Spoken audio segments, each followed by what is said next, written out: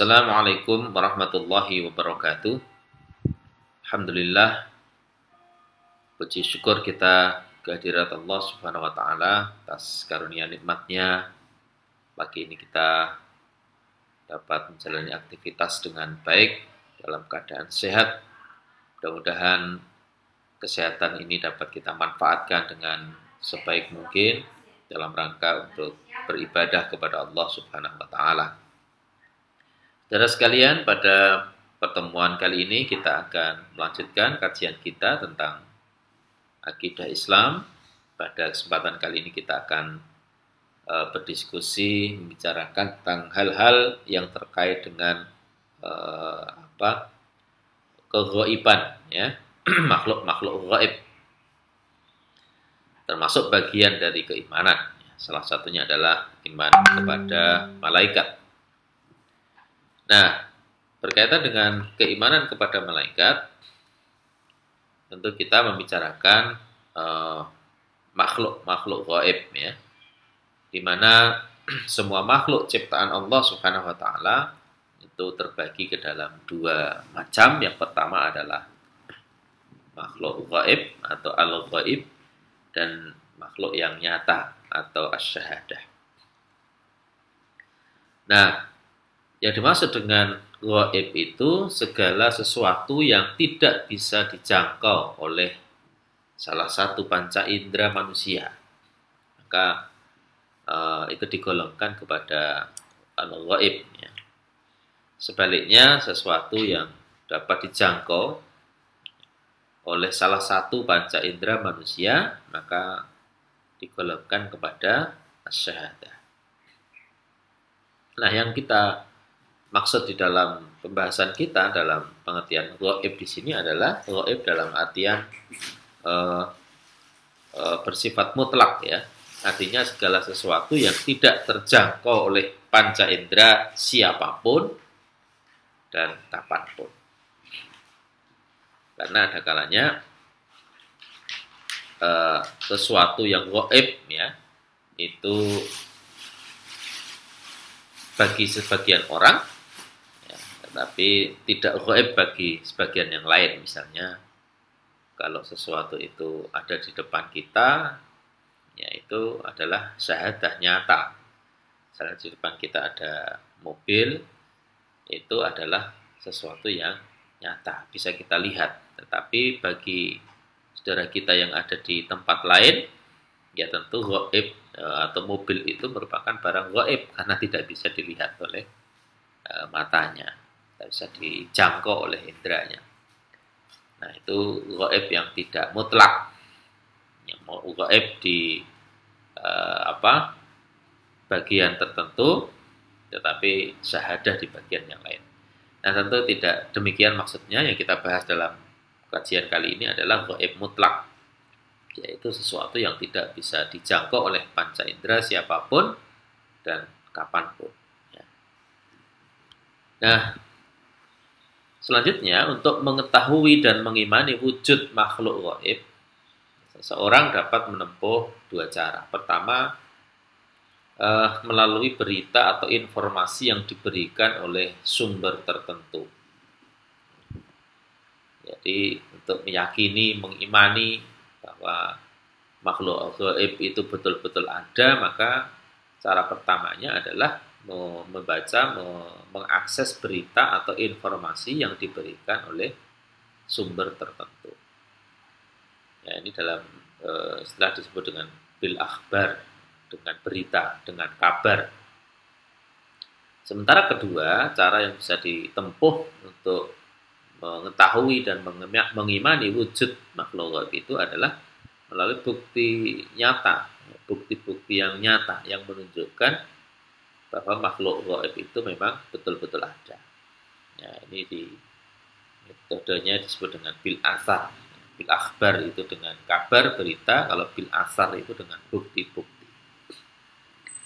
Nah, misalnya di sini kita mengimani wujud malaikat. Salah satu rukun iman adalah iman kepada malaikat. Maka kita wajib untuk mengimani keberadaannya malaikat, wujudnya malaikat.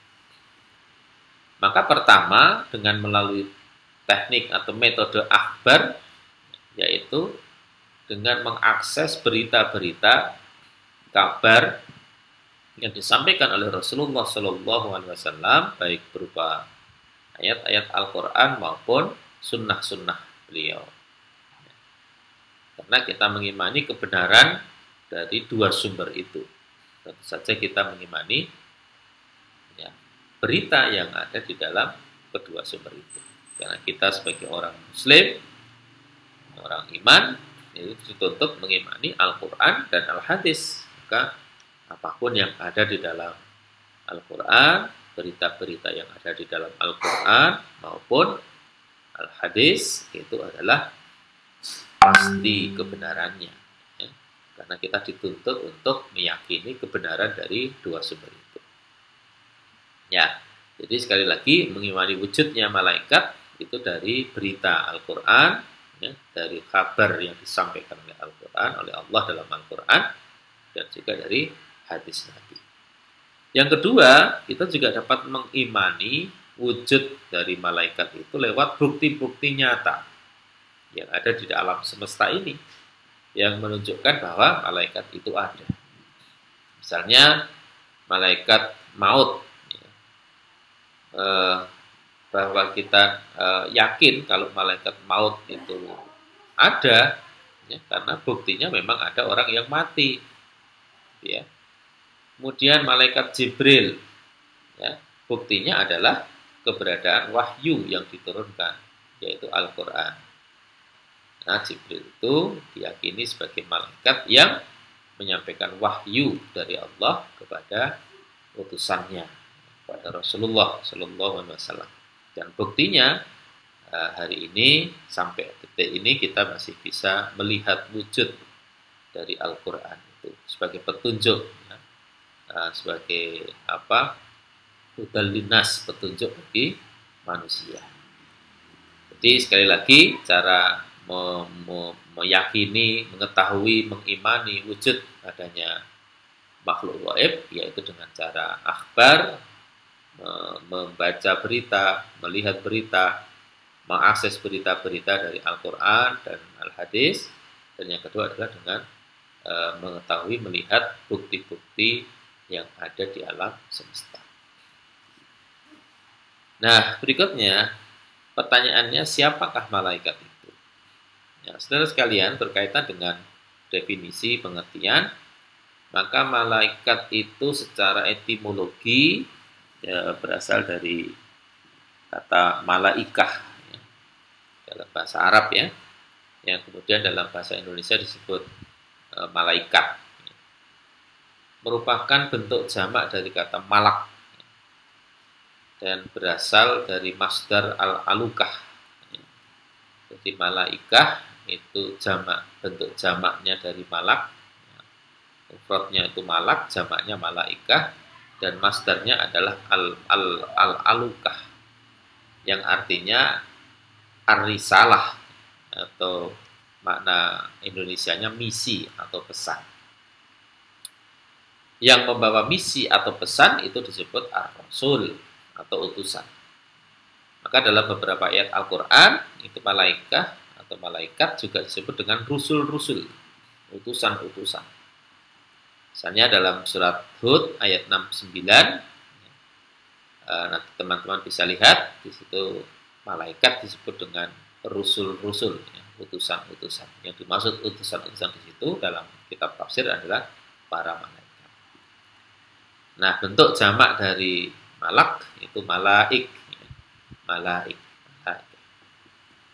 Itu secara etimologi. Kemudian kalau secara terminologi atau istilah, malaikat itu makhluk gaib yang diciptakan oleh Allah Subhanahu wa taala dari cahaya dengan wujud dan sifat-sifat tertentu. Ya, sekali lagi, secara terminologi, malaikat adalah makhluk gaib yang diciptakan oleh Allah dari cahaya dengan wujud dan sifat-sifat tertentu. Nah, yang kedua, bagaimana penciptaan malaikat? Di dalam keterangan Rasulullah Shallallahu Alaihi Wasallam disebutkan bahwa malaikat itu diciptakan oleh Allah Subhanahu wa taala dari cahaya. Bagaimana hadis yang diriwayatkan oleh Imam Muslim, Rasulullah Shallallahu alaihi wasallam bersabda, malaikat itu diciptakan dari cahaya. Kemudian jin diciptakan dari nyala api dan Adam diciptakan dari apa yang telah diterangkan kepadamu semua. Dari hadis ini maka kita bisa memahami bahwa malaikat itu makhluk gaib yang diciptakan dari cahaya. Kemudian yang kedua, informasi tentang bagaimana penciptaan malaikat itu dijelaskan oleh Allah ya, di dalam surat Al-Baqarah ayat 30 tentang kapan malaikat itu diciptakan. Nah, memang tidak ada penjelasan secara rinci ya tentang kapan malaikat itu diciptakan. Tapi yang jelas di dalam Al-Baqarah 30 Allah mengisahkan bahwa sebelum Allah itu menciptakan Adam, maka Allah itu telah menciptakan malaikat terlebih dahulu. Bahkan dalam ayat tentang inni ja'ilun fil ardi khalifah, bahwa aku akan menciptakan di bumi itu khalifah. Ya, kemudian qalu ataj'alu fiha may yufsidu fiha wa yasfikud dima. Nah, qalu di situ maka mereka berkata, itu yang dimaksud mereka itu adalah para malaikat. Yang dalam tafsir disebut ketika itu para malaikat protes kepada Allah. Ya, jadi ataj'alu fiha may yufsidu fiha wa yasfikud dima. Apakah engkau akan menciptakan makhluk yang hanya akan menumpahkan darah ya, di muka bumi ya Allah, ya kira-kira begitu. Jadi ada protes dari malaikat ketika Allah akan menciptakan Adam.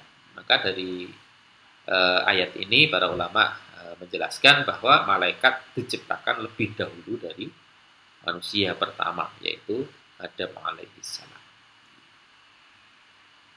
Nah, yang ketiga tentang wujudnya malaikat. Sebagai makhluk gaib, tentu saja malaikat tidak dapat dilihat, ya, tidak bisa didengar, tidak dapat diraba, dicium, dan dirasakan oleh manusia, atau dengan kata lain tidak dapat dijangkau oleh panca indera, kecuali jika malaikat itu menampilkan diri dalam rupa tertentu seperti manusia. Nah, dalam beberapa ayat memang disebutkan, juga di dalam hadis disebutkan beberapa peristiwa di mana malaikat itu menjelma menjadi manusia, seperti dalam surat Hud ayat 69 sampai 70, dalam surat Maryam ya, ayat 16 sampai 17 ya. Itu ada kisah tentang bagaimana Musa itu bertemu dengan malaikat. Dan juga di dalam hadis riwayat Muslim ya, dikisahkan suatu ketika Rasulullah dan para sahabat itu bertaklim ya, majelis taklim gitu, halaqah ya, sedang mengkaji ilmu-ilmu agama. Tiba-tiba datanglah sosok manusia yang tinggi, tegap ya, berpakaian putih-putih. Dia begitu saja masuk ke dalam halaqah Nabi dan langsung berduduk di depannya Nabi ketika itu. Lantas kemudian orang itu bertanya kepada Nabi, mal Islam ya, mal iman, mal ihsan. Apa itu Islam, apa itu iman, dan apa itu ihsan. Ketika ditanya tentang apa itu Islam ya, kemudian Rasulullah menjawab anta'budallah ya, dan seterusnya. Dan setelah dijawab, orang itu mengatakan shadaqta ya Muhammad. Jadi orang itu mengatakan jawabanmu benar, kamu benar Muhammad. Demikian pula ketika orang itu bertanya tentang iman, dijawab oleh Rasulullah definisi iman, kemudian orang itu juga menjawab, kamu benar. Demikian pula ketika Nabi Muhammad ditanya tentang ihsan, ya, kemudian Rasulullah menjawab, anta'budallah ka'annaka tarahu fa illam takun tarahu fa innahu yaraka. Ihsan itu adalah beribadah kita kepada Allah, seolah-olah kita bisa melihat Allah. Dan kalau tidak bisa melihatnya, maka yakinlah bahwa Allah itu maha melihatmu. Maka begitu dijawab seperti itu, orang itu kembali mengatakan, shadaqta, kamu benar Muhammad. Maka Maka kemudian orang itu pergi begitu saja. Nah, setelah orang itu pergi, para sahabat kebingungan. Ini ada orang tiba-tiba datang, bertanya tentang iman, Islam, ihsan, dijawab, ya, membenarkan jawaban Rasul, kemudian orang itu pergi begitu saja. Maka bertanyalah para sahabat, ya Rasulullah, siapa gerangan orang itu tadi? Maka kemudian Rasulullah mengatakan, itu tadi yang datang adalah malaikat Jibril, ya, yang menyampaikan wahyu, ya, yang menyampaikan pengajaran. Dia bertanya kepadaku, itu dalam maksud ingin memberikan pelajaran tentang apa itu iman, Islam, dan ihsan. Nah, jadi ketika itu Rasulullah bisa melihat malaikat dalam bentuk seperti manusia, demikian juga pula para sahabat, ya, bisa melihat sosok, ya, malaikat yang menjelma menjadi manusia. Nah, berikutnya terkait dengan malaikat. Malaikat itu tidak dilengkapi dengan hawa nafsu, saudara. Tidak memiliki keinginan seperti manusia pada umumnya. Dia tidak berjenis laki-laki dan perempuan dan juga tidak berkeluarga. Nanti berbeda dengan jin, ya. Nah, malaikat itu hidup dalam alam yang berbeda dengan kehidupan alam semesta yang kita saksikan ini. Nah, tentu yang mengetahui hakikat dari wujud malaikat tentu hanya Allah Subhanahu wa taala. Sekali lagi kita mengimani, ya, meyakini bahwa wujud malaikat atau malaikat itu memang ada adalah dari informasi akhbar, berita dari Al-Quran dan hadis, dan juga dari bukti-bukti apa yang ada di alam semesta. Tentang hakikatnya hanyalah Allah yang tahu. Yang keempat, sifat malaikat. Yang pertama, bahwa malaikat itu adalah hamba-hamba Allah yang mulia, ya.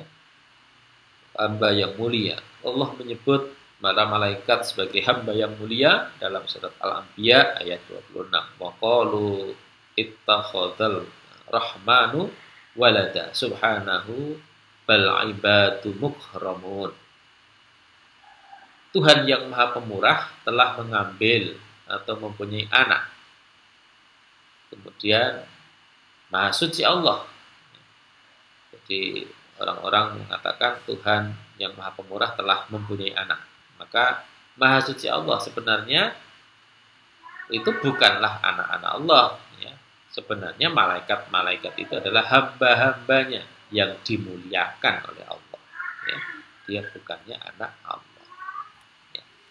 Yang kedua, malaikat itu selalu memperhambakan diri, ya, kepada Allah dan patuh, ya, akan segala perintahnya, serta tidak pernah berbuat maksiat dan durhaka kepada Allah Subhanahu wa taala.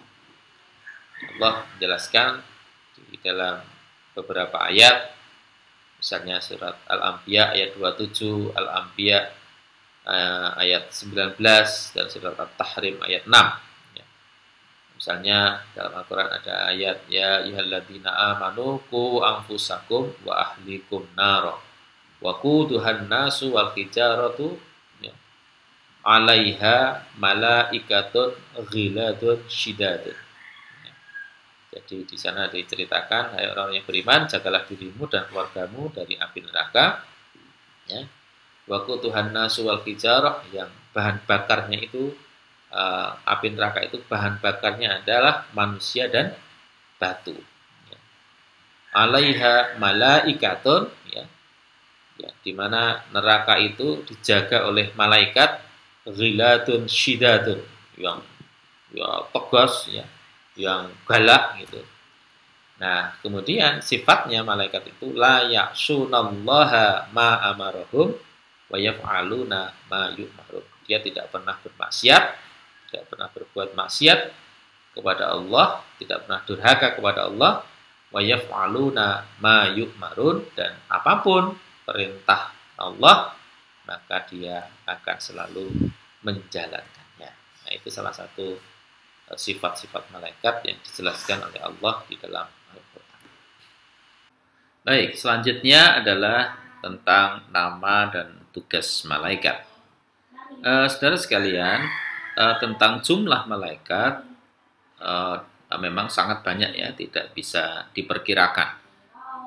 sesama mereka juga ada perbedaan dan tingkatan-tingkatan, baik dalam jadian maupun tugas, pangkat, dan kedudukan. Ya.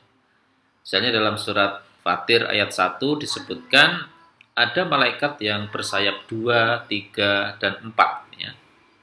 Bahkan dalam hadis yang diriwayatkan oleh Imam Muslim disebutkan bahwa Rasulullah SAW itu pernah melihat Jibril itu bersayap dengan jumlah 600 sayap, ya, 600 sayap gitu ya, sehingga dikatakan sayapnya Jibril itu ketika dibentangkan itu sampai menutupi permukaan bumi, kira-kira begitu. Dan dalam riwayat disebut bahwa Jibril itu menampakkan wujud aslinya ketika memberi wahyu atau menyampaikan wahyu pertama kali pada Rasulullah dalam tahanusnya ya di Gua Hira. Sehingga ketika itu dikisahkan begitu Muhammad itu melihat sosok yang sangat mengagetkan begitu kira-kira, dan badan beliau menggigil ketakutan gitu sehingga beliau lari ya menuju ke rumahnya bertemu dengan istrinya Siti Khadijah. Nah kira-kira begitu. Jadi bentuknya berbeda-beda ya, kemudian jumlahnya banyak gitu, dan juga ada tingkatan-tingkatan ya. Ada baik dalam kejadian maupun dalam pangkat dan kedudukan. Nah, saudara sekalian, selanjutnya para ulama menjelaskan bahwa perbedaan jumlah sayap itu bisa jadi berarti perbedaan kedudukan, ya, perbedaan pangkat, dan perbedaan kemampuan dan kecepatan di dalam menjalankan tugas. Sementara itu, bagaimana bentuk sayap malaikat tentu kita tidak dapat mengetahui, dan memang tidak perlu berusaha ya untuk menyelidikinya, karena memang malaikat itu adalah makhluk gaib yang hakikatnya hanya Allah Subhanahu wa taala saja yang mengetahui. Nah, itu tentang nama, kemudian bentuk dan wujudnya seperti apa, bisa dijelaskan hanya seperti itu. Nah, berikutnya adalah di antara nama-nama yang disebutkan di dalam Al-Qur'an, antara lain adalah malaikat Jibril ya. Jibril ini memiliki tugas untuk menyampaikan wahyu kepada nabi-nabi dan rasul-rasul. Di mana nama lain dari malaikat Jibril adalah Ruhul Qudus dan juga Ruhul Amin. Juga ada An-Namus ya. Ini nama-nama lain dari malaikat Jibril. Kemudian malaikat Mikail yang bertugas mengatur hal-hal yang berhubungan dengan alam seperti melepaskan angin, menurunkan hujan, menumbuhkan tumbuh-tumbuhan, dan lain sebagainya. Nama Mikail sendiri disebut di dalam Al-Quran, surat Al-Baqarah ayat ke-98. Yang ketiga, malaikat Israfil, yang bertugas meniup trompet di hari kiamat dan hari kebangkitan. Ya. Tiupan pertama, maka akan hancurlah seluruh alam semesta ini, kehidupan, dan tiupan kedua akan dibangkitkan kembali. Silakan disimak dalam surat Al-An'am 73, Al-Kahfi 99, surat Toha ayat 102, dan surat Yasin ayat 51. Yang keempat adalah Malakul Maut atau malaikat maut, yang tentu tugasnya adalah mencabut nyawa manusia dan makhluk hidup lainnya. Nah, dalam surat As-Sajdah ya, nama malaikat ini disebut, dan dalam penyebutan nama sering kita kenal nama malaikat maut ini dengan malaikat Israel. Berikutnya ada malaikat Raqib dan Atid, bertugas mencatat amal perbuatan manusia. Ya. Ada lagi malaikat Kiraman Katibin yang bertugas menulis amal perbuatan manusia. Dan ada lagi malaikat Hafazah ya, yang menjaga atau memelihara segala catatan amal manusia. Masing-masing disebut dalam surat Al-Infitor, ya, Al-An'am ayat 61, dan juga surat Qaf ayat ke-17 sampai 18. Berikutnya ada malaikat Mungkar dan Nakir, Mungkar dan Nakir ya, yang bertugas menanyai mayat dalam alam kubur tentang siapa Tuhannya, apa agamanya, dan siapa nabinya. Yang ketujuh ada malaikat Ridwan yang bertugas menjaga surga dan memimpin para malaikat pelayan surga. Tentang malaikat Ridwan ini Allah kisahkan dalam surat Az-Zumar ayat 73 dan surat Ar-Ra'd ayat 23-24.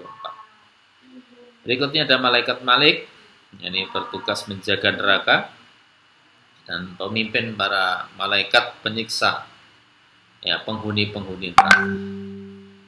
Dalam surat At-Tahrim yang tadi saya bacakan, inilah yang digambarkan oleh Allah, syadidun ghilad, ya, la ya'sunallah. Jadi malaikatun ghiladun syidadun. Jadi dia yang kasar, ya, lagi galak, gitu ya. Itu digambarkan sifat-sifat seperti itu ada pada malaikat Malik yang menjaga neraka. Kemudian yang ke-9 ada malaikat yang bertugas memikul arsy, ya. Ini diterangkan juga dalam surat Al-Mu'min ayat 7, Al-Haqqah ayat 17. Ya. Ada malaikat yang diberi tugas untuk memikul arsy. Nah, kemudian yang ke-10 ada juga malaikat yang menggerakkan hati manusia untuk berbuat kebaikan, ya, membisikkan kepada hati manusia, ya, karena kita tahu bahwa bisikan setan berupa godaan untuk melakukan kejahatan dan mendustakan kebenaran, ada juga di diri manusia itu bisikan malaikat yang mendorong manusia untuk berbuat kebaikan dan meyakini kebenaran. Maka dalam Al-Quran kita sering membaca fa'alhamaha fujuraha wa taqwaha. Maka kepada manusia itu diilhamkan dua jalan. Yang pertama fujuraha, ya, yaitu jalan kesesatan, ya, fujur. Nah, tentu ini bisikan-bisikan setan, ya, wa taqwaha, ya, dan jalan-jalan ketakwaan. Inilah yang dibisikkan oleh para malaikat, ya, dorongan untuk berbuat kebaikan dan meyakini kebenaran. Qad aflaha man zakkaha, maka Allah katakan beruntunglah orang-orang yang dapat mensucikan dirinya. Dan yang ke-11 ada malaikat yang bertugas mendoakan orang-orang yang beriman supaya diampuni Allah segala dosanya, diberi ganjaran surga, ya, dan dijaga dari segala keburukan, ya, dan doa-doa lainnya. Nah, ini dalam surat Al-Mu'min ayat 7-9 disebut memang ada malaikat-malaikat yang ditugasi untuk mendoakan orang-orang yang beriman agar diampuni dosanya oleh Allah Subhanahu wa Ta'ala. Dan ingat bahwa doa malaikat itu tentu diijabah oleh Allah karena malaikat adalah makhluknya yang sangat taat kepada Allah Subhanahu wa Ta'ala. Nah, berikutnya tentang manusia lebih mulia daripada malaikat. Ini memang ada dua pendapat, ya. Jadi pertanyaan apakah manusia lebih mulia daripada malaikat, memang ada pendapat yang berbeda di kalangan para ulama. Nah, pendapat yang kedua, kalau pendapat pertama memang malaikat itu lebih mulia karena memang malaikat itu makhluk yang diberikan akal tetapi tidak diberi syahwat, ya, sehingga adanya malaikat itu taat kepada Allah, dekat kepada Allah, maka lebih mulia. Dan Al-Quran sendiri menyebut malaikat memang dimuliakan oleh Allah. Namun pendapat yang kedua justru manusia itu lebih mulia daripada malaikat. Jika manusia itu beriman dan taat kepada Allah, maka dia akan lebih mulia daripada malaikat. Ada beberapa alasan yang mendukung pendapat kedua ini. Pertama, Allah memerintahkan kepada malaikat untuk bersujud. Fasajadu, ya, maka bersujudlah, yang ada di lokasi itu ketika bicara tentang penciptaan Adam. Wa idh qala rabbuka lil malaikati inni ja'ilun fil ardi khalifah. Qalu ataj'alu fiha may yufsidu fiha wa yasfiku dima. Ya. Dan seterusnya, kemudian sampailah pada ayat, ya, fasajadu, ya, maka ketika Allah memerintahkan, ya, yang hadir di situ untuk bersujud, sujud dalam hal ini berarti hormat kepada Adam, maka fasajadu, maka bersujudlah semua yang ada di forum itu illa iblis, kecuali iblis. Nah, jadi termasuk malaikat dikisahkan dalam Al-Quran itu menghormati Adam. Nah, yang dijadikan alasan oleh para ulama, terutama yang mengambil pendapat kedua, menunjukkan bahwa manusia itu lebih mulia daripada malaikat. Yang kedua, malaikat tidak bisa menjawab pertanyaan Allah. Jadi ketika proses penciptaan Adam itu, Allah melakukan kompetisi. Qalu ataj'alu fiha mayusfikut dima, ya. Qalu ataj'alu fiha mayusidu fiha wa yasfikut dima. Jadi malaikat dan Adam itu diberi ilmu pengetahuan. Kemudian malaikat itu diminta untuk menyebut asma-asma, ya. Namun kemudian malaikat tidak dapat memenuhi permintaan Allah itu.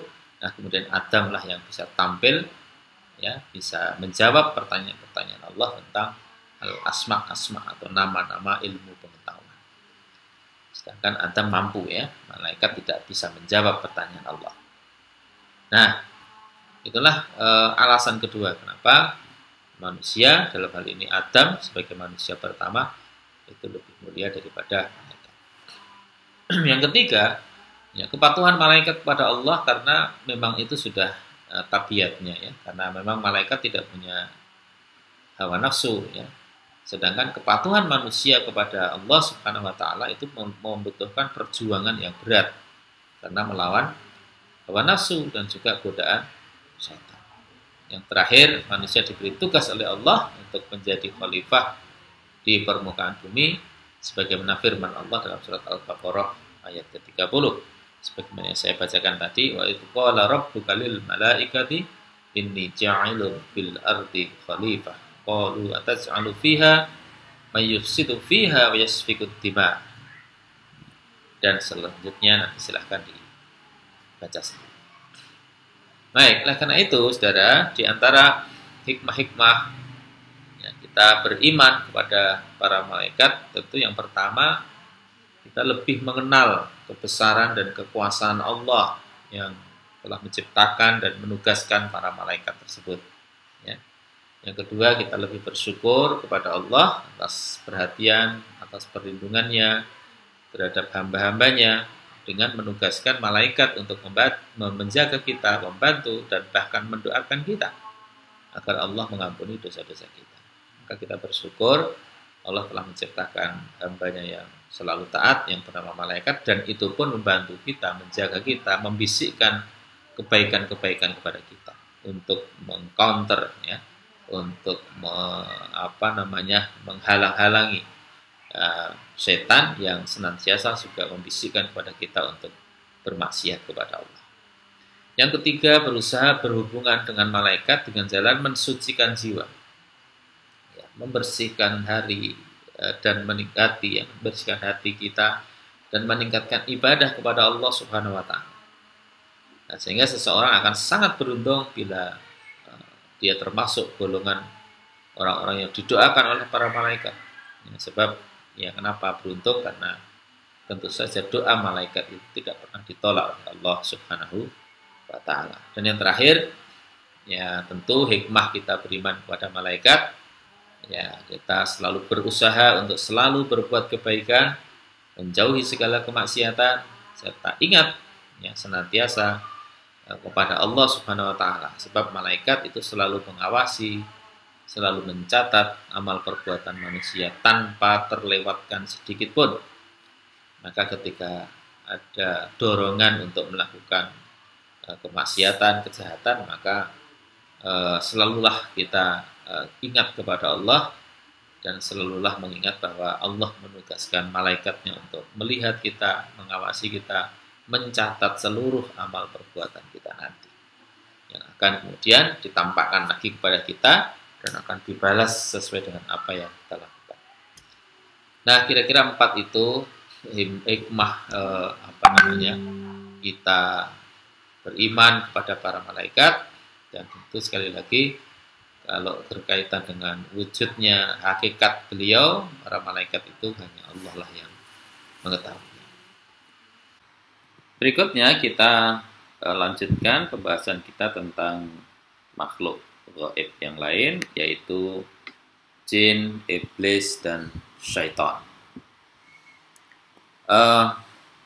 Dari sisi pengertian secara etimologis, kata al-jin itu berasal dari kata jannah.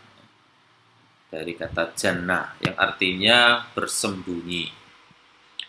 Dinamai al-jin karena tersembunyi dari pandangan manusia. Nah, kata lain yang berasal dari kata jannah adalah junnah. Sementara junnah itu sendiri artinya perisai.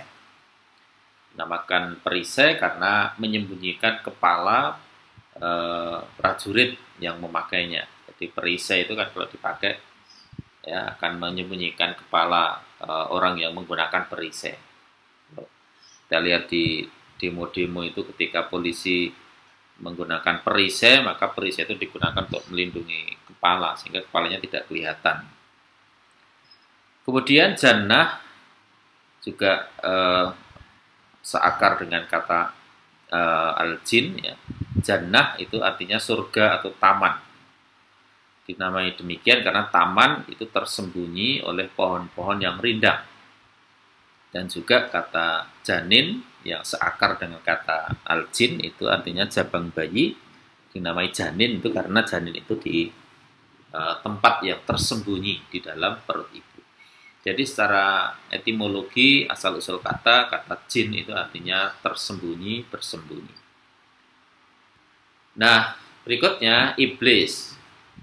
Kata iblis itu menurut sebagian ahli bahasa berasal dari kata ablasa, yang artinya putus asa.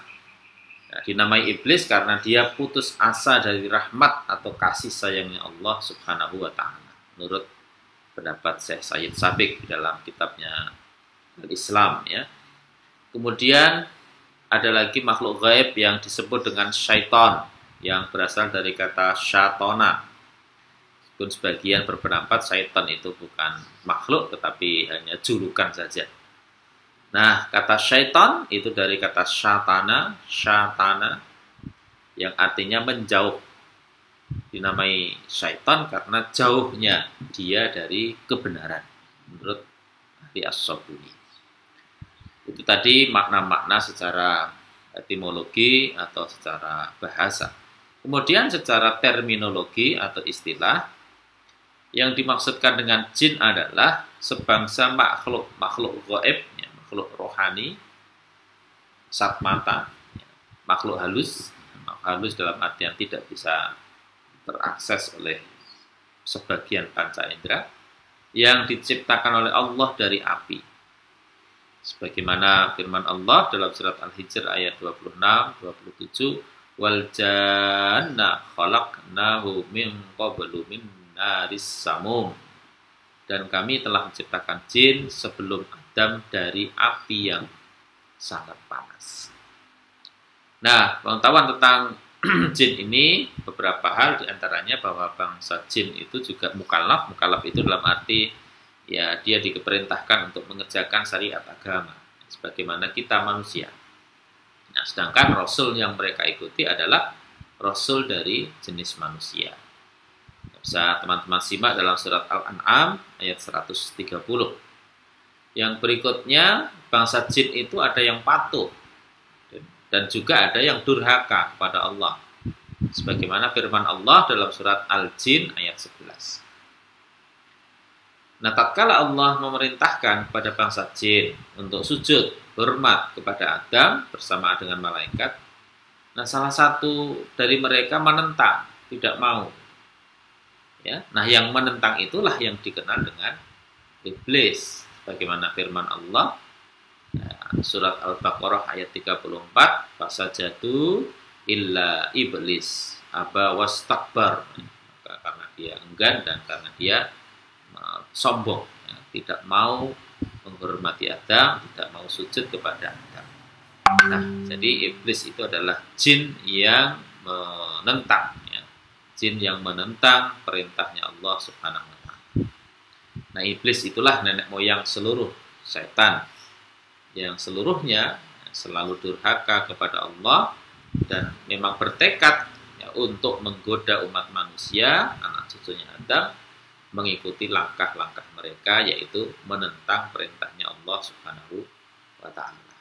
Simpulannya atau ringkasnya, jin itu adalah makhluk gaib yang diciptakan Allah dari api, mukallaf, ya, mendapatkan pembebanan hukum, ya, seperti kita manusia.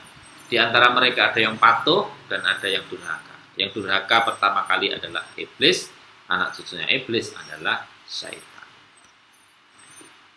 Nah, yang kedua, sekarang hizbus syaitan. Hizbus syaitan. Hizbu itu artinya partai, golongan. Ya, jadi hizbus syaitan itu adalah golongan atau partai setan.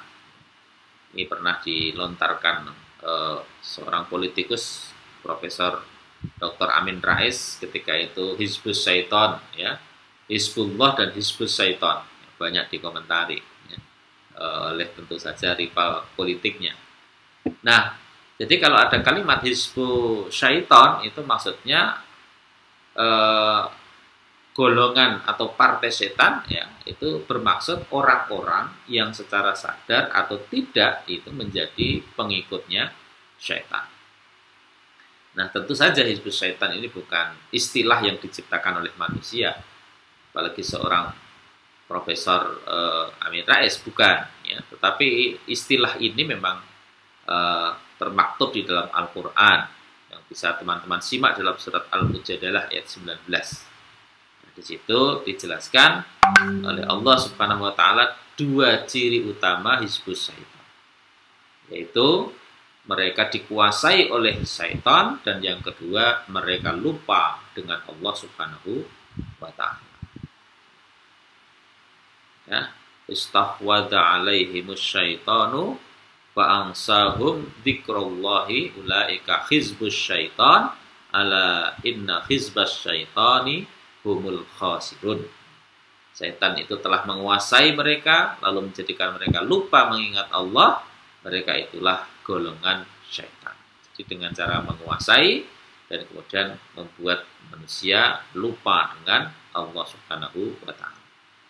Tapi Allah mengatakan, ketahuilah bahwa sesungguhnya golongan syaitan itulah golongan yang merugi. Nah, bagaimana syaitan itu menguasai dan membuat manusia ini lupa dengan Allah Subhanahu wa Ta'ala? Maka syaitan menempuh dua cara. Yang pertama adalah dengan metode tadlil, ya, menyesatkan. Yang kedua dengan takhwif, yaitu menakut-nakuti. Ya, jadi dengan tadlil, ya, menyesatkan manusia, dan yang kedua dengan takhwif atau menakut-nakuti. Nah, untuk tadlil, saudara, ada 8 ya, langkah-langkah yang ditempuh oleh syaitan. Dan inilah yang dalam bahasa Al-Quran disebut khutuwatis syaitan. Min khutuwatis syaitan, di antara langkah-langkahnya syaitan. Innahu lakum aduwwun mubin. Ya, ayat itu ya.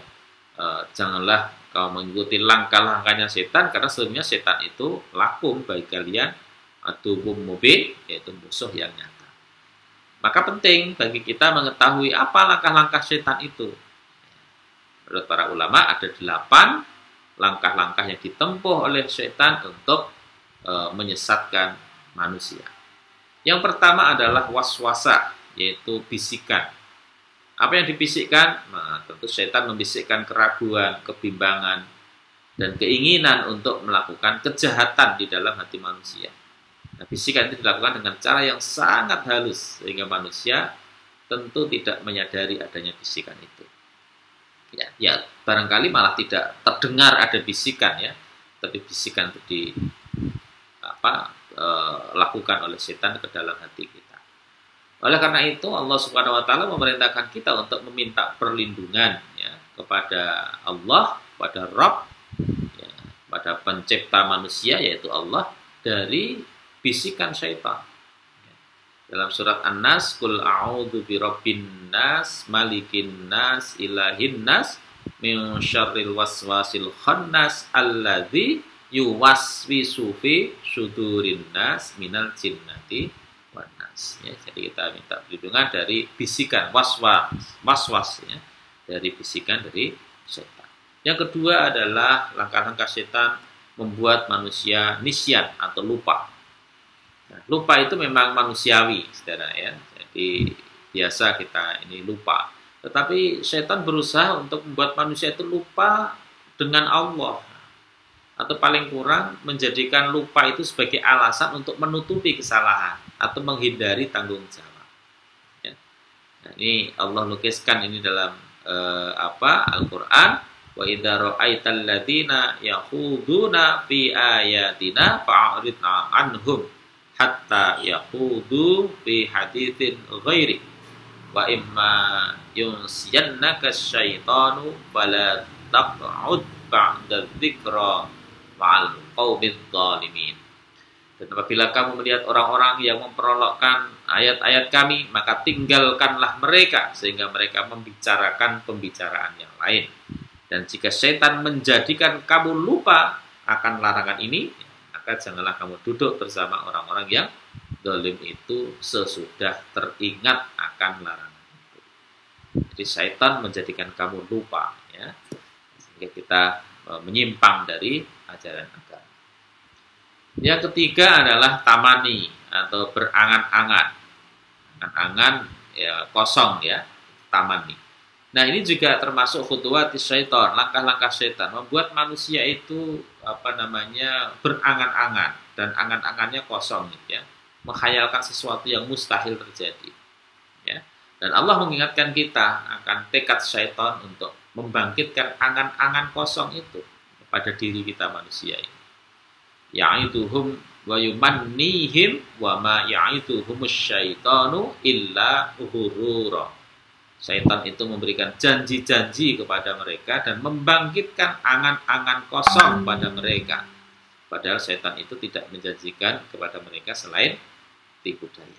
Jadi berangan-angan termasuk bagian dari langkah-langkah syaitan untuk menyesatkan manusia. Yang keempat, tazyin, yaitu memandang baik perbuatan maksiat. Nah, ini juga barangkali kita semua mengalami ya, dan barangkali ini bisa kita buktikan banyaknya manusia yang ketika melakukan kebaikan-kebaikan itu kok rasanya tidak semangat gitu ya, ngantuk gitu ya. Contohnya lah kalau misalnya kita mengikuti khutbah Jumat itu. Kalau saya pas khotib itu biasanya bisa melihat sekian persen ya. Jamaah itu begitu 10 menit pertama atau 5 menit pertama itu sudah mulai ngantuk gitu. Maka khotib itu memang perlu kepandaian dalam berretorika. Kalau perlu dalam intonasinya kita kadang-kadang keras gitu ya, sehingga bisa jadi kemudian membuat jamaah itu kembali berpusat ya perhatiannya kepada sang khotib. Karena memang berat gitu ya. Di siang hari kita mendengarkan khutbah, ya, apalagi khutbahnya kurang jelas ya dan lain sebagainya, temanya kurang menarik, terkadang membuat jamaah itu ngantuk, dan itu juga bisa jadi adalah perbuatannya syaitan yang menggoda manusia ya, memandang perbuatan baik itu sebagai perbuatan yang sebagai sesuatu yang memberatkan, tapi sebaliknya memandang baik perbuatan kemaksiatan ya. Setan dengan segala macam cara akan menutupi keadaan yang sebenarnya sehingga yang batil kelihatan terpuji dan sebaliknya yang terpuji itu kelihatan batil dan tidak menyenangkan. Nah, itu tazyin. Yang kelima, wa'dun, janji palsu. Jadi nanti akan dibuktikan di akhirat kelak. Nanti silakan teman-teman surat Ibrahim ayat 22 itu dibuka. Nanti ketika di dunia ini banyak manusia yang dengan begitu sukarelanya mengikuti langkah-langkah setan karena dijanjikan hal-hal yang mengenakkan, ya, maka nanti di akhirat kelak setan akan mengingkari ya, apa yang pernah dijanjikan kepada para manusia, dan dia mengatakan bahwa janji-janjinya dulu itu adalah janji-janji yang palsu. Dan keenam, kaidun itu tipu daya. Ini juga merupakan langkah-langkah setan dengan segala macam tipu daya menyesatkan manusia. Tetapi sebenarnya tipu daya setan tidak akan ada pengaruhnya bagi orang-orang yang benar-benar beriman kepada Allah. Allah menegaskan sesungguhnya memang tipu daya setan itu teramat lemah. Jadi dalam surat An-Nisa ayat 76 silakan dibaca bahwa Allah menjelaskan sesungguhnya ketika tipu daya setan itu dilancarkan kepada kita, sesungguhnya tipu daya itu amat lemah. Ya. Tidak terlalu membutuhkan banyak usaha tentu ya kalau lemah itu. Hanya kita memang harus istiqomah ya ketika melakukan sesuatu. Dalam ayat ini disebut orang-orang yang beriman yang berperang di jalan Allah dan orang-orang kafir yang berperang di jalan tauhid. Ya, sebab itu perangilah kawan-kawan setan itu. Yang dimaksud di sini adalah memerangi orang-orang kafir yang berada di jalan tauhid. Karena sesungguhnya tipu daya setan itu adalah lemah. Artinya ketika terjadi peperangan tentu ada rasa takut ya, ada rasa khawatir di kalangan kaum muslimin dan itu termasuk bagian dari tipu dayanya setan. Yang ketujuh syadun ya, syadun itu hambatan. Nah, ini yang barangkali juga sering kita alami sebagai manusia, yaitu upaya dari setan menghalang-halangi umat manusia menjalankan perintah Allah ya, dan menggunakan segala macam hambatan ya, menggunakan segala macam hambatan. Nah, dan ini barangkali perlu kita pahami godaan-godaan setan itu akan dia lancarkan terus-menerus, baik ketika kita akan melakukan, saat melakukan, atau setelah melakukan ibadah. Pada saat kita akan melakukan ibadah, setan menggoda kita kaitannya dengan niat ibadah kita. Ya. Misalnya kita akan sholat, ya, kebetulan di jamaah itu ada misalnya orang tua dari orang atau gadis yang kita harapkan untuk menjadi pasangan atau calon istri misalnya. Maka bisa jadi ketika kita akan sholat berjamaah bersamaan dengan orang tua dari gadis yang kita harapkan menjadi pasangan hidup, itu kemudian ada bisikan setan, ayo sholatmu diperbaiki, ayo sholatmu dihusuk-husukkan. Nah, maka kemudian ketika dia sholat husuk bukan lillah, ya, tapi bisa jadi itu karena bisikan dari setan ya, yang membuat niatnya kemudian menjadi niat yang bukan semata-mata karena Allah tapi karena manusia. Demikian pula ketika kita sedang sholat ya, setan tidak berhenti menggoda. Maka dalam hadis disebutkan bahwa ketika kita sholat ya, kemudian kita merasa buang angin atau tidak ya, maka jangan kau batalkan sholatmu kecuali ada bunyi dan ada bau ya. Karena ya setan itu akan selalu menggoda kita ya, sehingga ketika kita sholat barangkali pernah merasakan kok rasanya kayak buang angin. Sebetulnya tidak ya. Maka Rasulullah mengatakan jangan dibatalkan kecuali kalau memang betul-betul ada bunyi dan ada bau. Nah, itu berarti betul itu adalah buang angin. Selama tidak ada dua tanda itu merupakan godaan dari setan. Termasuk ketika kita berwudu ya. Sering setelah selesai wudu kita wudu lagi, selesai wudu lagi ya. Merasa wudunya belum sempurna, tidak sah ya, wudu lagi. Nah, itu juga upaya-upaya dari godaan setan yang selalu menggoda manusia. Bahkan ya seorang suami istri atau pasangan suami istri sebelum melakukan hubungan suami istri itu ada tuntunan doanya ya, karena kalau tidak berdoa itu bisa jadi setan itu akan menjadi pihak ketiga yang akan kemudian menjadikan hubungan itu ketika menjadi anak, maka anaknya juga akan terkontaminasi dengan bisikan-bisikan setan. Maka doanya, ini bagi yang sudah berkeluarga saya kira sudah hafal, Allahumma jannibna syaitan wa jannibis syaitan ma razaqtana. Jadi mohon perlindungan dari setan agar setan tidak menjadi pihak yang terlibat di dalam hubungan suami istri itu, sehingga anak yang terlahir nanti jadi anak yang baik ya, anak yang berada dalam fitrahnya yang jauh dari godaan-godaan setan. Nah, barangkali sekarang banyak anak-anak nakal gitu ya, karena ketika orang tuanya membuatnya itu tidak berdoa, lupa berdoa. Nah, ini bisa jadi seperti itu. Yang terakhir adalah adawah atau permusuhan ya. Ini juga upaya setan untuk menggoda manusia agar jauh dari ajaran-ajaran Islam, jauh dari ketaatan kepada Allah Subhanahu wa taala. Nah, ada sebuah hadis yang sangat panjang dikisahkan pada suatu ketika si iblis, rajanya setan itu melakukan monitoring, ya, cek, ya, controlling dan monitoring. Maka menghadaplah setan pertama. Wahai Raja Setan, wahai Iblis, lapor. Ya. Pada hari ini saya melaporkan, saya telah melakukan pekerjaan saya. Ya. Apa itu? Hari ini saya telah menjadikan orang yang tadinya taat, ya, beribadah kepada Allah. Ya. Itu kemudian saya goda, akhirnya anak itu menjadi anak yang bermaksiat. Ya. Dia senang minum minuman khamr sampai kemudian dia mabuk-mabukan.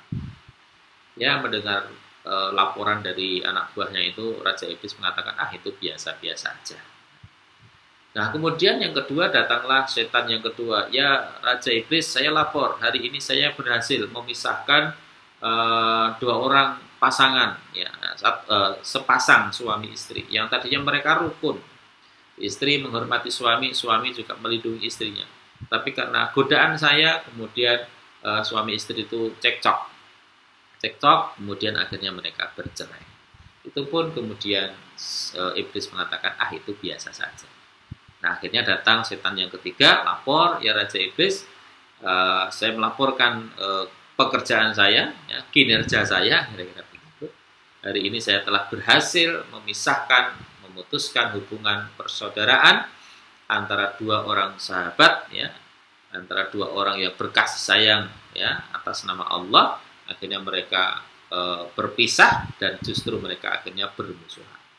Nah, ternyata Raja Iblis mengapresiasi laporan setan yang ketiga ini yang telah berhasil memisahkan persahabatan dan justru membuat saling bermusuhan. Nah, konon katanya inilah puncak prestasi dari setan, yaitu ketika berhasil memisahkan hubungan persaudaraan yang kemudian menjadikan hubungan itu menjadi permusuhan, ya, antara sesama manusia. Karena permusuhan itu akan membuat orang bisa lupa diri dan kemudian melakukan hal-hal yang tidak dibenarkan oleh Allah Subhanahu wa taala. Oleh karena itu kenapa Allah itu melarang minuman khamr, gitu? Kemudian juga melarang perjudian, karena dua aktivitas itu akan menimbulkan permusuhan dan rasa saling benci. Tidak ada orang para penjudi itu kemudian rukun-rukun gitu, ya, karena pasti ada dendam, aku dikalahkan, ya, kapan-kapan pasti akan aku yang bisa mengalahkan. Nah, itulah yang kenapa perjudian, ya, khamr itu dilarang, karena akan menimbulkan permusuhan. Al-Maidah ayat 91, innama yuridu syaitan ayyuqi'a bainakumul adawata wal baghdha'a fil khamri wal maisir wa yasuddakum an dzikrillahi wa 'anis salati wa hal antum muntahun, ya. Dengan setan itu bermaksud hendak menimbulkan permusuhan dan kebencian di antara kamu lantaran meminum khamr dan berjudi dan menghalangi kamu dari mengingat Allah dan sholat, ya. Maka berhentilah kamu dari mengerjakan pekerjaan. Nah, baik, saudara sekalian, dari 8 langkah tadi, khutuwatis syaitan tadi, apa yang akan terjadi pada manusia? Ya, maka dengan langkah yang tadi dilakukan oleh setan, mereka menyesatkan umat manusia dan membuat manusia tidak lagi dapat mengenal mana yang baik, mana yang buruk, mana yang hak, mana yang batil. Dan selanjutnya mereka mencampur adukkan antara yang hak dengan yang batil dalam kehidupan mereka. Sehingga lahirlah pribadi-pribadi, generasi yang satu berimannya setengah-setengah, ya, atau beragama Islam hanya sebagian-sebagian saja, ya. Al-Baqarah 85. Yang kedua tidak konsisten, ya, bolak-balik antara iman, kufur, taat, maksiat. Ya. Esok sore tempe dele, ya, pagi beriman, ya, sore kufur, sore beriman, ya, malamnya kufur, ya. Jadi tidak konsisten. Yang ketiga tidak jelas masuk golongan mana, apakah golongan orang beriman atau golongan kafir yang hidupnya terombang-ambing. Itu sebab dari 8 langkah tadi itu membuat orang linglung, kira-kira begitu. Dan yang keempat, ya banyak kemudian manusia mengkompromikan antara kebenaran dengan kebatilan. Ya, karena dibisikkan, karena diberikan angan-angan kosong, karena diberi hambatan, penghalang ya untuk melakukan kebenaran, maka bisa jadi manusia akan menempuh jalan mengkompromikan antara kebenaran dan kebatilan. Padahal kata Allah antara benar dan yang benar itu jelas, yang hak itu sudah jelas, yang batil itu sudah jelas dan jangan dicampur adukkan.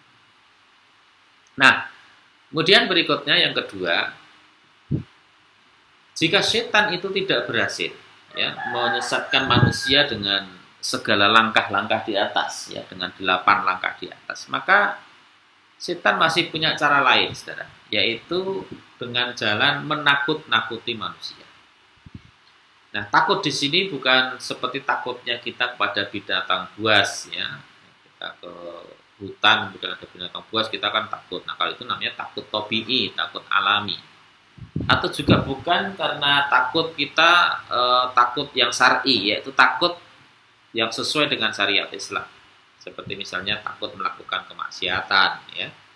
Nah, takut yang dijadikan senjata oleh setan bagi baik yang dijadikan senjata oleh mereka, oleh setan untuk menggoda kita adalah takut menyatakan kebenaran. Manusia menjadi takut menyatakan kebenaran. Manusia takut menegakkan hukumnya Allah. Takut melakukan amar ma'ruf nahi munkar. Ya, karena khawatir dan dengan segala resiko dan konsekuensi yang akan dihadapi. Misalnya takut miskin, takut dikriminalisasi, takut kehilangan jabatan, takut masuk penjara dan lain sebagainya.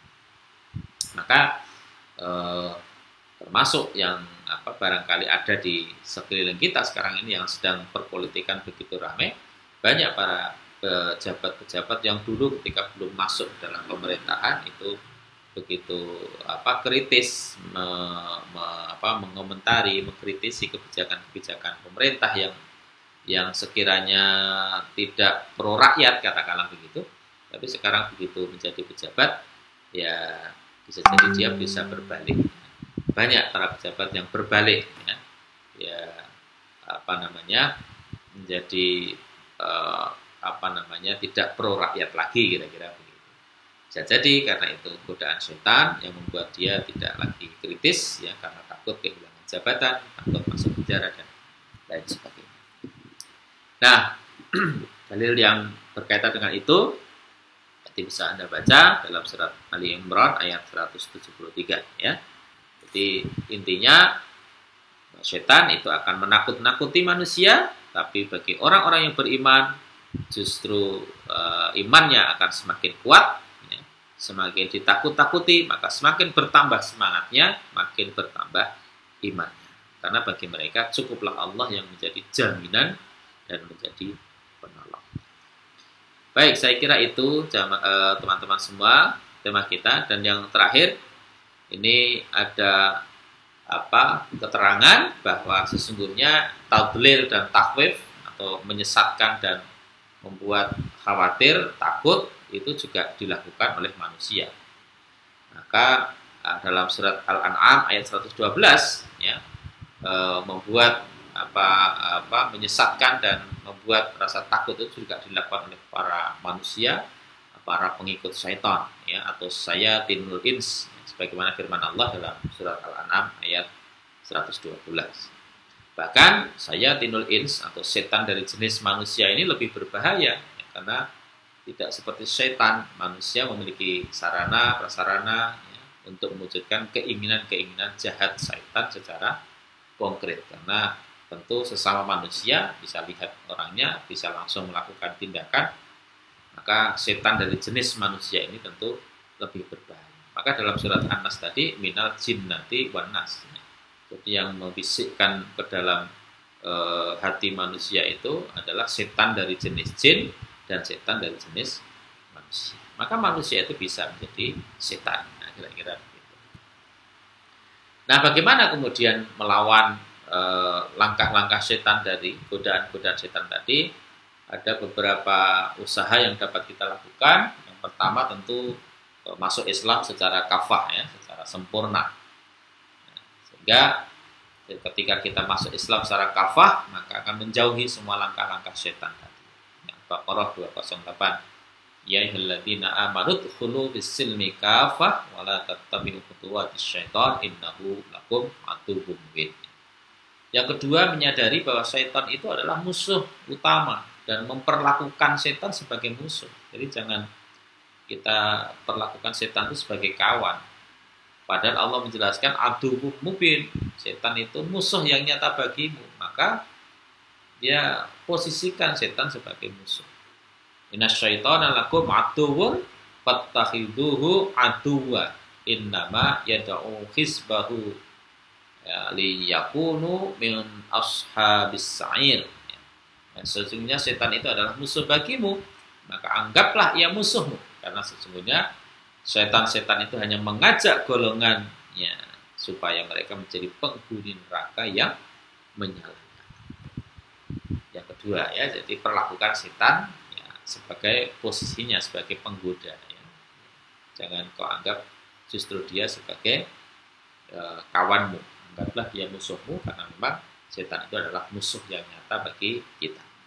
Yang ketiga, Rasulullah mengajarkan ada beberapa hal yang bisa kita lakukan saudara untuk menghindari atau membentengi diri kita dari godaan setan. Yang pertama, membaca al-isti'adzah ya. A'udzubillahi minasyaitonirrajim. Aku berlindung kepada Allah dari godaan syaitan yang terkutuk. Yang kedua, membaca al-mau'udzatain ya, 2 surat yaitu Al-Falaq dan An-Nas. Ini berdasarkan hadis riwayat Imam Nasai. Yang ketiga, membaca ayat kursi. Ayat kursi itu surah Al-Baqarah ayat 255. Ini menurut hadis riwayat Muslim, Allahu la ilaha illa huwal hayyul qayyum la ta'khudhuhu sinatun wa la nawm lahu ma fis samawati wa ma fil ardh man dzal ladzi yashfa'u indahu illa bi idnihi ya'lamu ma baina aydihim wa ma khalfahum wa la yuhituna bi syai'in min 'ilmihi illa bima syaa' wasi'a kursiyyuhu samawati wal ardh wa la ya'uduhu hifdzuhuma wa huwal 'aliyyul 'azim. Kemudian yang keempat, membaca surat Al-Baqarah lengkap. Dalam hadis riwayat Imam Muslim disebutkan apabila rumah itu dibacakan surah Al-Baqarah lengkap dari ayat pertama sampai ayat terakhir, maka setan-setan ya, jin-jin yang jahat itu akan keluar dari rumah itu. Meru'yahnya kira-kira begitu. Yang membaca zikir 100 kali, yaitu bacaan la ilaha illallah wahdahu la syarikalah lahul mulku wa lahul hamdu wa huwa ala kulli syai'in qadir. Ini menurut hadis riwayat muttafaqun alaih Bukhari dan Muslim. Kemudian berikutnya mengingat Allah atau zikrullah, hadis riwayat Tirmidzi, dan yang ke atau ke-7 yaitu berwudu tatkala marah menurut riwayat Abu Dawud. Inilah cara-cara yang bisa kita tempuh ya ketika kita menginginkan diri kita ini jauh dari godaan-godaan syaitan. Tentu kapan kita lakukan? Ya tentu kapan saja. Ketika kita akan masuk rumah, kita menjalankan tuntunannya Rasulullah ya, masuk dengan salam. Kemudian ketika waktu sore menjelang maghrib itu kita menutup pintu dan jendela kita dengan mengucap asma Allah, itu dalam hadis disebut juga dapat mengusir setan, mengusir jin-jin yang kafir itu dari rumah kita ya. Dan banyak lagi informasi dari hadis yang bisa kita jadikan landasan untuk menjadikan diri kita, keluarga kita jauh dari godaan-godaan setan. Baik, saya kira itu teman-teman apa yang kita bahas kali ini. Mudah-mudahan bermanfaat, dan mari kita akhiri pertemuan kita dengan membaca hamdalah dan dilanjutkan dengan doa kafaratul majlis. Alhamdulillahirabbil alamin. Subhanakallahumma wa bihamdika asyhadu an la ilaha illa anta astaghfiruka wa atubu ilaik. Assalamualaikum warahmatullahi wabarakatuh.